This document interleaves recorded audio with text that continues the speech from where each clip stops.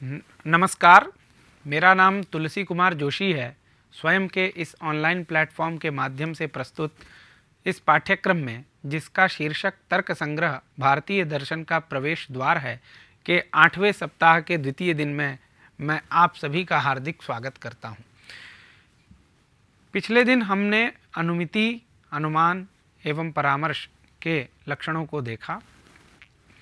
अब आज के दिन, जो द्वितीय दिन है, आज के दिन हम बहुत ही महत्वपूर्ण विषयों पर चर्चा करने जा रहे हैं, जिसका ज्ञान अत्यंत आवश्यक है, जो कि अनुमान का एक प्रकार से, यदि हम इस विषय को प्राण कहें तो भी कम नहीं है।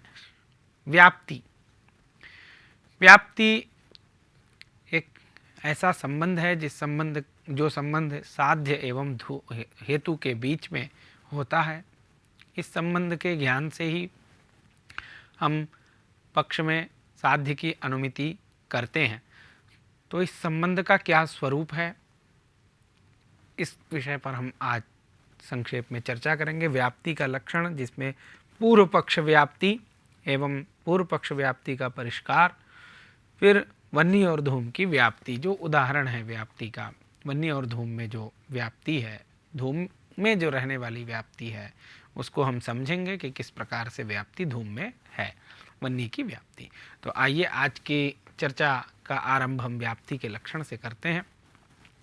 व्याप्ति का लक्षण कहते हुए आचार्य कहते हैं, यत्र यत्र धूमः तत्र अग्निः इति साहचर्य नियमः व्याप्ति। तत्र तत्र अग्निः, यत्र यत्र धूमः तत्र तत्र अग्निः इति साहचर्य नियमो व्याप्ति। इस प्रकार से आचार्य ने तर्क संग्रह ग्रंथ में कहा है। इस वाक्य में जो साहचर्य नियम है, यही है व्याप्ति। व्याप्ति किसे कहते हैं? तो आचार्य कहते हैं साहचर्य नियम को व्याप्ति कहते हैं। यह साहचर्य नियम ही व्याप्ति का लक्षण है। तो यत्र यत्र धूमः तत्र तत्र अग्नि, यह व्याप्ति का अभिनय है। इस प्रकार से हम कहते हैं, जिन दो पदार्थों में व्याप्ति होती है उनको यदि कहना होता है तो हम इस प्रकार से कहते हैं, यत्र यत्र तत्र तत्र। तो यत्र यत्र से के बाद उस पदार्थ को कहते हैं जिस पदार्थ में व्याप्ति रहती है। तो यत्र यत्र धूमः तत्र तत्र अग्नि, तत्र तत्र के बाद उस पदार्थ को हम कहते हैं जो जिस पदार्थ की व्याप्ति रहती है। तो इस प्रकार से हम यदि ऐसा कहें कि व्याप्ति एक संबंध है, तो उस संबंध का जो प्रतियोगी होता है, उस संबंध के प्रतियोगी को हम साध्य कहते हैं, और उस संबंध के अनुयोगी को हम हेतु कहते हैं। तो इस प्रकार से भी हम इसको समझ सकते हैं। तो साहचर्य का अर्थ, अब साहचर्य नियमः व्याप्ति है। आचार्य ने कहा है साहचर्य नियमः व्याप्ति। तो प्रश्न होता है कि साहचर्य किसे कहते हैं? तो साहचर्य का अर्थ होता है सामानाधिकरण्य, अर्थात तद अधिकरण निरूपित वृत्तित्व। सामानाधिकरण्य का अर्थ है तद अधिकरण निरूपित वृत्तित्व। समान अधिकरण, दो पदार्थों में जब समान अधिकरण होता है, एक ही अधिकरण होता है, तो उन दो पदार्थों में सामानाधिकरण्य होता है। तो इस प्रकार जैसे हम देखते हैं कि पुष्प में गंध भी है और पुष्प में रूप भी है। तो इस प्रकार से रूप और गंध ये दोनों ही पुष्प में विद्यमान हैं, एक ही अधिकरण में विद्यमान है। तो रूप और गंध, इन दोनों में सामानाधिकरण्य एक संबंध है, अर्थात गंध के अधिकरण में रूप का रहना, तद अधिकरण निरूपित वृत्तित्व। तो निरूपित गंध, जो गंध का अधिकरण है, तन्निरूपित वृत्तित्व। वृत्तित्व का मतलब रहना, वृत्तिता, आधेयता। वृत्तित्व का मतलब है आधेयता या संबद्धता, संबंध होना चाहिए। इसके अधिकरण में यदि इसका संबंध है तो इन दोनों में सामानाधिकरण्य होता है। तो सामानाधिकरण्य एक प्रकार का संबंध है जो ऐसे दो पदार्थों में होता है जिन दो पदार्थों का अधिकरण एक समान होता है। समानम अधिकरणम ययोः पदार्थयोः। तो वो उन दोनों पदार्थों को समानाधिकरण पदार्थ कहेंगे, और उसमें जो उन दोनों के बीच में जो संबंध है उसको कहते हैं सामानाधिकरण्य। तो गंध समानाधिकरण रूप है, तो पुष्प में रहने वाले गंध और रूप में सामानाधिकरण्य होता है। तो व्याप्ति का अर्थ केवल सामानाधिकरण्य अर्थात साहचर्य नहीं है, व्याप्ति भी ऐसे ही दो पदार्थों के मध्य में रहती है जिन दो पदार्थों में समानाधिकरण्य होता है। जिन दो पदार्थों के अधिकरण समान होते हैं उन दो पदार्थों में ही व्याप्ति रहती है। किंतु केवल समानाधिकरण्य ही व्याप्ति रूप संबंध के लिए पर्याप्त नहीं है। केवल समानाधिकरण्य संबंध ही व्याप्ति नहीं है, अपितु आचार्य ने कहा है साहचर्य नियमः व्याप्ति ही, अर्थात साहचर्य का तो अर्थ समानाधिकरण्य है। यदि केवल समानाधिकरण्य ही व्याप्ति होती तो आचार्य कहते साहचर्यम व्याप्ति ही, साहचर्य को ही व्याप्ति कहते हैं, इस प्रकार कहते हैं। किंतु उन्होंने ऐसा न कहते हुए साहचर्य नियमः व्याप्ति इस प्रकार कहा है, अर्थात समानाधिकरण्य का नियम व्याप्ति है। समानाधिकरण्य का नियम क्या है तो इसको हम अभी समझेंगे। व्याप्ति केवल साहचर्य को नहीं अपितु साहचर्य के नियम को व्याप्ति कहते हैं। इसी अभिप्राय से व्याप्ति के लक्षण में नियम शब्द का प्रयोग किया गया है। यहाँ पर नियम शब्द का प्रयोग अत्यंत अपेक्षित है। नियम का अर्थ है व्यापक, व्यापक का अर्थ है तदधिकरण वृत्ति अत्यंता भावा प्रतियोगी, अर्थात किसी पदार्थ के अधिकरण में जिसका अभाव नहीं होता उसको हम व्यापक कहते हैं। यदि कोई मान लीजिए कोई दो पदार्थ हैं क और ख, तो क के अधिकरण में यदि ख का अभाव नहीं है तो क के अधिकरण में यदि ख का अभाव नहीं है तो ख क का व्यापक कहलाएगा। ख के अधिकरण में यदि क का अभाव नहीं है तो ख का व्यापक क कहलाएगा। तो व्यापक वह होता है जिसका अभाव नहीं होता, जिसके अधिकरण किसी पदार्थ के अधिकरण में जिसका अभाव नहीं होता है, अर्थात अभाव का अप्रतियोगी जो होता है उसी को हम सामान्यतः व्यापक कहते हैं।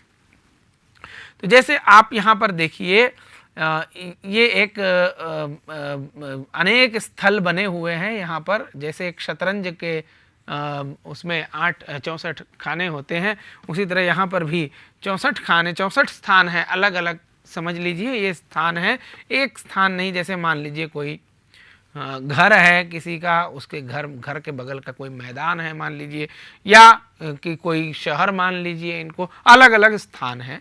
अब यहाँ पर देखिए अलग अलग स्थानों में, यहाँ पर इस स्थान में क और ख दोनों हैं, तो क और ख में समानाधिकरण्य है।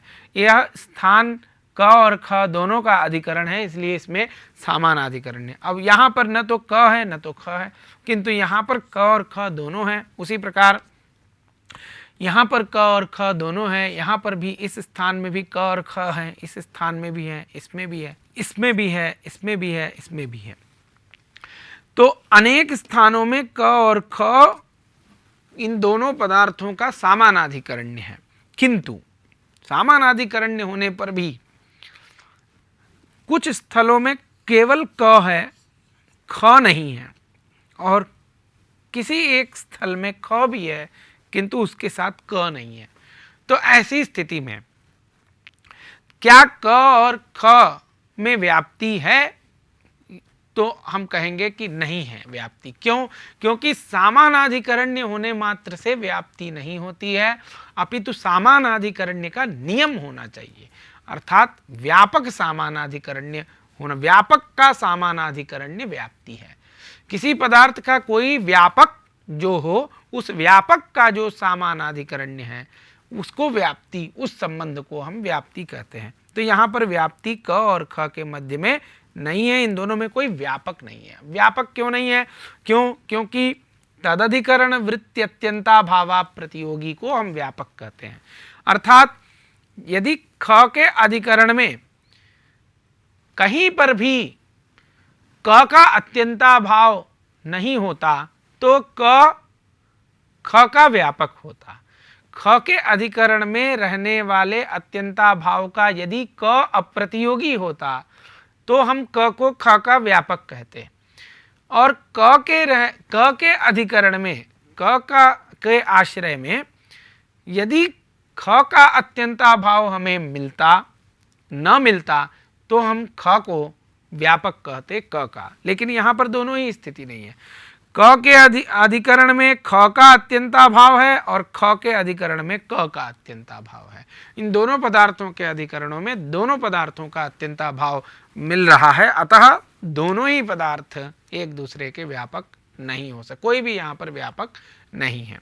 तो इस प्रकार से, और यदि हम मान ले कि यहाँ पर क है ख के साथ, तो ऐसी स्थिति में अब हम कह सकते हैं कि ख का व्यापक क है यहाँ पर।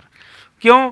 ख के अधिकरण में कहीं भी ख जहाँ जहाँ रह रहा है वहाँ पर, अब देखिए आप यहाँ पर भी यदि क को हम मान ले तो ख जहाँ जहाँ है उन सभी जगह क भी उसके साथ विद्यमान ही है। अतः ख के अधिकरण में कहीं पर भी क का अत्यंताभाव यहाँ पर नहीं मिल रहा है, अतः क अत्यंताभाव का अप्रतियोगी होगा, अतः ख की अपेक्षा क व्यापक कहलाएगा। यदि अब यहाँ पर अभी हम यदि देखें कि ख की अपेक्षा क तो व्यापक है, किंतु क की अपेक्षा ख व्यापक है कि नहीं, इसको कैसे हम देखेंगे, इसको कैसे चेक करेंगे? तो वही सूत्र है, तदधिकरण वृत्ति अत्यंताभावा प्रतियोगी जो होगा वो व्यापक होगा। अर्थात यदि क के अधिकरण में ख का अत्यंताभाव नहीं मिलता है तो हम ख को क का व्यापक कह सकते हैं, किंतु यहाँ ऐसी स्थिति नहीं है।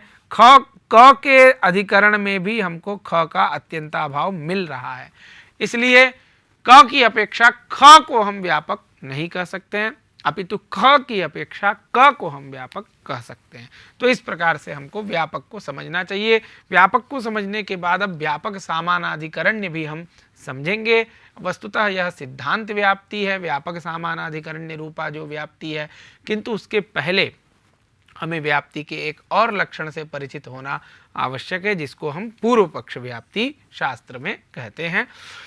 तो जब दो पदार्थों में से कोई एक पदार्थ दूसरे पदार्थ के अभाव के अधिकरण में नहीं रहता है तो उस पदार्थ में दूसरे पदार्थ की व्याप्ति रहती है।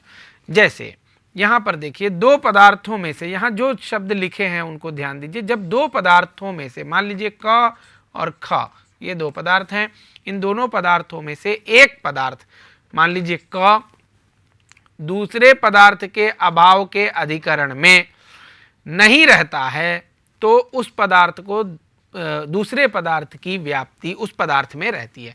तो यदि ये क के अभाव के अधिकरण में ख यदि नहीं रह रहा है तो क की व्याप्ति ख में है, ख के अभाव के अधिकरण में यदि क नहीं रह रहा है तो ख की व्याप्ति क में है। तो इस प्रकार से व्याप्ति होती है। व्याप्ति का अर्थ है साध्याभावाधिकरण निरूपित वृत्तित्वा भावः व्याप्ति। साध्य के अभाव के अधिकरण में जो नहीं होता है, हेतु का न रहना, यही है हेतु में रहने वाली साध्य की व्याप्ति। तो क के अभाव के अधिकरण में ख नहीं रहता, ख के अभाव के अधिकरण में क रहता। अब यहाँ पर आप देख सकते हैं ये क ख, यहाँ दोनों सामानाधिकरण्य, दोनों में अनेक जगहों पर सामानाधिकरण्य हैं, किंतु इन सभी जगहों पर सामानाधिकरण्य है, किंतु ऐसे दो स्थल यहाँ पर हैं जहाँ पर क तो है किंतु ख नहीं है। तो अब आप देखिए यहाँ पर क का अभाव है, क यहाँ पर नहीं है, और यहाँ इन सभी स्थलों में क का अभाव है, ख का भी अभाव है। तो क के अभाव के अधिकरण में ख नहीं रहता, ख का अभाव रहता है, इसलिए ख व्याप्य होगा, अर्थात क की व्याप्ति ख में है, इस प्रकार हम कहेंगे। किंतु यहाँ पर कहीं पर भी ख के अभाव के अधिकरण में क का आपको अभाव यहाँ पर नहीं मिलेगा, मतलब क मिलता है हमको कहीं कहीं पर। जैसे ख का अभाव का अधिकरण है यह स्थल, इस स्थल में आप क को देख सकते हैं, यहाँ पर भी ख के अभाव के स्थल में क है, अतः क का अभाव नहीं है। तो क का अभाव नहीं है यहाँ पर, अतः ये क जो है मिलने के, ख के अभाव के अधिकरण में भी क के मिलने के कारण ख की व्याप्ति क में नहीं है। तो इस प्रकार से यहाँ पर हमको समझना है, क के अभाव के अधिकरण में ख नहीं रहता, ख के अभाव के अधिकरण में क रहता है। अब चूंकि क के अभाव के अधिकरण में ख नहीं है कहीं पर भी, अतः क की व्याप्ति ख में है। ख के अभाव के अधिकरण में तो क है, मिल जा रहा है हमको इन दो स्थलों में, इसलिए ख की व्याप्ति क में है ऐसा हम नहीं कह सकते हैं। ख की व्याप्ति क में नहीं है। तो इस प्रकार से हमको पूर्व पक्ष व्याप्ति को समझना चाहिए। साध्याभावाधिकरण निरूपित वृत्तित्वाभावो व्याप्ति। साध्य के अभाव के अधिकरण में जिसका अभाव नहीं रहता है, जो हमेशा रहता है, नहीं रहता है, जिसका अभाव रहता है, साध्य के अभाव के अधिकरण में जिसका अभाव रहता है उसमें साध्य की व्याप्ति रहती है। तो अब पूर्व पक्ष व्याप्ति का हम थोड़ा सा परिष्कृत रूप देखेंगे। साध्याभावाधिकरण निरूपित वृत्तित्वाभावो व्याप्ति, यह व्याप्ति का लक्षण बताया गया है पूर्व पक्ष व्याप्ति का। अब इसमें इस लक्षण में यदि हम देखें तो साध्य, पहले साध्य है, फिर उसका अभाव है, फिर अधिकरण है, फिर वृत्तित्व है, फिर अभाव है। एक तरह से ये 5 चीज़ों का प्रवेश है इसमें लक्षण में। इसमें साध्य अभाव में प्रकार है, अभाव अधिकरण में प्रकार है, अधिकरण वृत्तित्व में प्रकार है, वृत्तित्व अभाव में प्रकार है। तो इस प्रकार से यदि हम देखते हैं तो यहाँ पर लक्षण इस प्रकार हम कह सकते हैं। साध्य में प्रतियोगिता है, अभाव की प्रतियोगिता, तो साध्यनिष्ठ प्रतियोगिता निरूपक अभाव, अभावनिष्ठ आधेयता, अब अभाव साध्याभाव का जो अधिकरण, साध्याभाव का जो अधिकरण अर्थात साध्याभावनिष्ठ आधेयता निरूपित अधिकरणताश्रय जो है तन्निरूपित वृत्तित्वाभाव, अर्थात साध्यनिष्ठ प्रतियोगिता निरूपक अभावनिष्ठ आधेयता निरूपित अधिकरणताश्रय निरूपित अथवा अधिकरणताश्रय निरूपित वृत्तित्वनिष्ठ प्रतियोगिता निरूपक अभाव को हम व्याप्ति कहते हैं। यहाँ पर आप देख सकते हैं साध्यनिष्ठ प्रतियोगिता निरूपक अभावनिष्ठ आधेयता निरूपित अधिकरणताश्रय निरूपित वृत्तित्वनिष्ठ प्रतियोगिता निरूपक अभाव को हम व्याप्ति कहते हैं। यहाँ पर देखिए, यहाँ पर चित्र में आप देख सकते हैं साध्य अर्थात वन्नी, वन्यनिष्ठ प्रतियोगिता निरूपक जो अभाव है उसको हम साध्याभाव कहेंगे। साध्याभाव वन्यनिष्ठ, साध्यनिष्ठ प्रतियोगिता निरूपक अभाव साध्याभाव, या साध्याभाव अर्थात वन्य भाव, जैसे पर्वतो वन्यमान धूमात, यहाँ पर जो साध्य है वह वन्नी है, तो साध्यनिष्ठ प्रतियोगिता निरूपक अभाव होगा वन्य भाव। तो वन्य भाव में जो आधेयता, उस आधेयता से निरूपित अधिकरणता का आश्रय कौन होगा? तो जलाशय होगा। कोई नदी हो सकती है, कोई तालाब हो सकता है। तो जलाशय, जलाशय से निरूपित वृत्तिता, उस जलाशय में जो रहता है, वृत्तिता का अर्थ है यहाँ पर आधेयता अथवा संबंधिता। तो उस जलाश्रय के साथ जिसका संबंध है, तो किसका संबंध है? मछली का संबंध है। नदी में मछलियाँ रहती है, तो मछली में रहने वाला है वृत्तित्व, और उस वृत्तित्व का अभाव अर्थात वृत्तित्वनिष्ठ प्रतियोगिता निरूपक अभाव जो है वो धूम में है। तो इस प्रकार से साध्याभावाधिकरण निरूपित वृत्तित्वाभाव रूप जो व्याप्ति है, यही अभाव है व्याप्ति। ऐसे अभाव को हम व्याप्ति कहते हैं। इस प्रकार के अभाव को हम व्याप्ति कहते हैं, और ये व्याप्ति का आश्रय है धूम। तो धूम के व्याप्ति के आश्रय के होने के कारण उस धूम को हम व्याप्य कहेंगे। तो वह्नि की व्याप्ति का आश्रय है, इसलिए वह्नि व्याप्य कहेंगे। तो इस प्रकार से व्याप्ति को हमें, पूर्व पक्ष व्याप्ति को हमें समझना चाहिए, अर्थात साध्य के अभाव के अधिकरण में जिसका अभाव नहीं रहता है उसमें साध्य की व्याप्ति होती है। तो अब यहाँ पर आप देख सकते हैं वह्नि के अभाव के अधिकरण में धूम नहीं रहता है, धूम के अभाव के अधिकरण में तो वह्नि रहता है। यहाँ पर देखिए वह्नि के अभाव का अधिकरण हम देखते हैं। अब तो यहाँ पर कौन कौन सा, जितने भी जो है ये सभी जो है वह्नि के अभाव के अधिकरण है। ये सभी पदार्थ, यहाँ कहीं भी वह्नि नहीं है, यहाँ भी नहीं है, यहाँ भी नहीं है, यहाँ भी नहीं है, ये भी नहीं है, ये भी नहीं है, कहीं पर भी वह्नि ये सभी स्थलों में नहीं है। तो ये वह्नि के अभाव के अधिकरण ये सभी स्थल हुए। अब यहाँ पर कहीं पर भी धूम भी आपको नहीं दिखेगा। तो वह्नि के अभाव के अधिकरण में धूम नहीं है, कहीं पर भी धूम नहीं है, अतः धूम में वह्नि की व्याप्ति है। किंतु आप देखेंगे धूम के अभाव के अधिकरण में, ये सभी जगहों पर धूम भी नहीं है, इसलिए धूम के अभाव का अधिकरण ये सभी जगह होंगे। लेकिन ये जो जगह है ये एक स्पेशल जगह है जहाँ पर धूम तो नहीं है लेकिन वह्नि है, विद्यमान है।